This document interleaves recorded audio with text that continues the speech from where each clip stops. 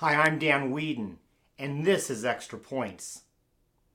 If you're like me, about the same age I am, I'm 54, you might remember your first TV, or at least your family's first TV set. I sure do. It was a big Zenith, and this Zenith was very nice. It was brand new. I remember we got it when we moved into our home. And this TV had just a few stations. It had the local affiliates for ABC, NBC, CBS, PBS, and then we were able to get the Canadian stations because we lived close enough to the border. That was it. And the remote control? Well, that was me.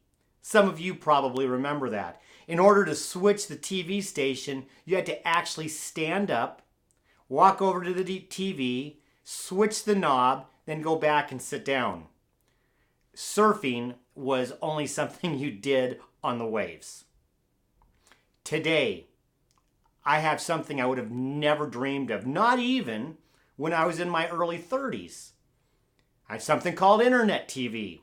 I have Roku, which manages applications or apps, Netflix, Amazon Prime, YouTube TV, and just this morning, I got Disney Plus because of my Verizon account, gave it to me for free for a year. Anything that I want to watch can come through the internet on an application. I can pause it, I can record it, I can do anything I want. Watching TV doesn't look anything like watching TV just a short, and I mean that, just a short 45 years ago. Every business is changing. And that should lead us to look into the future. Whatever it is that you do, whether you own your business, you're the executive of a business, you work for a business, you are the business, whatever it is, your business is going to change. Are you ready to be at the head of that change? I started my business just about 15 years ago. I'm about to enter my 15-year anniversary year, which you'll hear a little bit more about in the coming weeks ahead. I'm not doing anything similar. Well, I shouldn't say that. About 20% of the work that I do today might look a little bit like what I did in 2005. But I've had to stop and create and reinvent myself over and over again.